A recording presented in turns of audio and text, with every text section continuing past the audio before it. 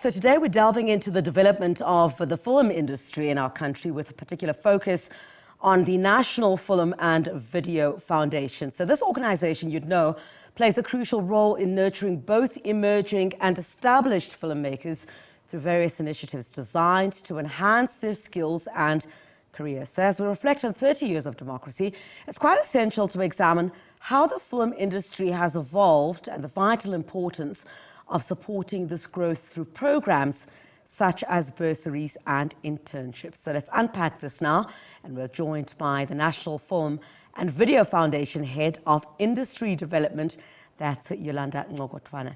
So Yolanda, thank you so much for joining us. We really do appreciate it. So, I mean, one of the biggest challenges that we have, we always hear it all the time, is that we don't develop our own stories, we don't tell our own stories, and hence, you see a lot out there, some distortions of who we are, what we do.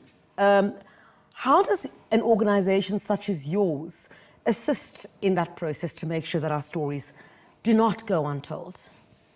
Thank you. I mean, I think we do tell our stories. I think sometimes we're not as responsible in telling our stories. Right.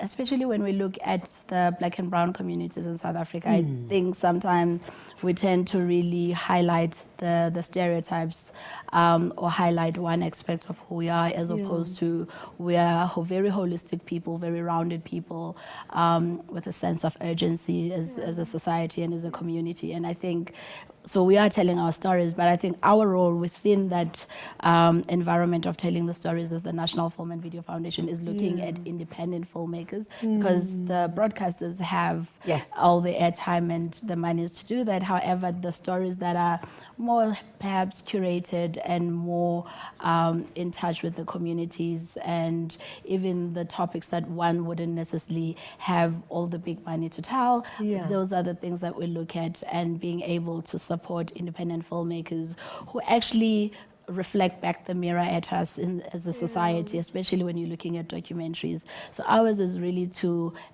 create an enabling environment to ensure that stories about ourselves, our government, our society, those unsung heroes, those who are not reflected in main media do have the space, and that also we question ourselves as a society. And I think we do a lot of that with our documentaries. Some are controversial, but I think some are necessarily so conventional, but others are just celebrating who we are. And I think in the independent space internationally doesn't have all the money, but what they do have is the creativity, the patience, but also just the boldness to be able to tell stories that don't necessarily live in mainstream media. And there's so many people who have an interest in that, but you often hear about challenges of funding.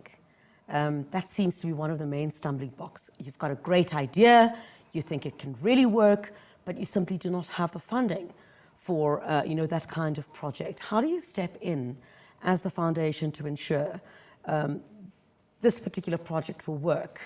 I think this is something that we can get involved in, the funding process of those kinds of projects.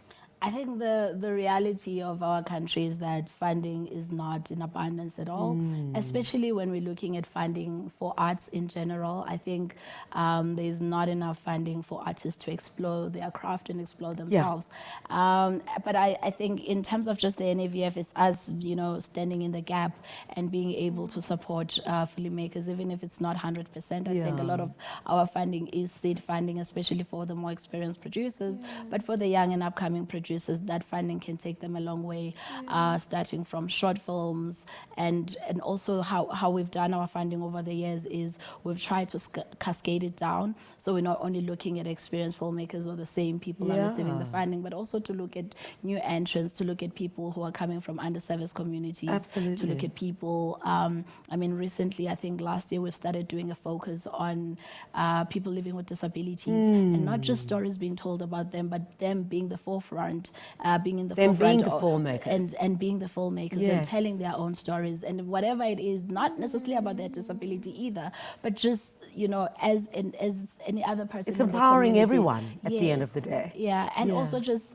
understanding that these, limitations and access barriers that have been created, and sometimes by even the industry itself, we can find a way of unlocking them. But also, we want to get to a point where we come to the industry and we say, these are the 10, 15 people who are living with disability that we have helped make the first film. It is therefore now your responsibility to absorb them as the industry, because we say we can't find them, but they are there and they exist. And I think ours is to really start by empowering them to be bold enough, but also to get out of that cocoon and make their own stories, You also and have then get the bursaries? experience. Yeah. We have a lot of, we have bursaries, not a lot. They're not enough, but I think, again, we take filmmakers, we take young people to schools. Every year we take about 60 students into films. We right now are wrapping up our last application for students to go into school next year. So we only look at things that are behind the scenes, like production, script writing, directing, and all editing, all the things that are behind the screens. Again, we look at people who do come from places that do not always have the access as the people that we prioritize. Yeah. There's the awards that are taking place, right? Yes. Was that tonight? No, it is not tonight. When is it taking place? It is on the 25th and the 26th. Yes. Tell us a 25th. bit about that. And obviously, the significance of also acknowledging, those who've really done well in the sector. Yeah, I think for us it literally is about the 360. We start off with a student who is just entering the industry and introducing them and support them throughout their, their career. And then at the end, of course, we have to celebrate the work that we are doing. Yeah. And I think, celebrating actors and also celebrating really the people that make the work, which is the craft awards, and really saying we see your work. We celebrate everyone, but there's just those who are maybe more in the forefront, and we want to be like, this is your moment, and we take 2 nights out and we just celebrate and let our hair down and just be free, and then say we see you, and here's here's the horn to say Absolutely. we see you. Yeah.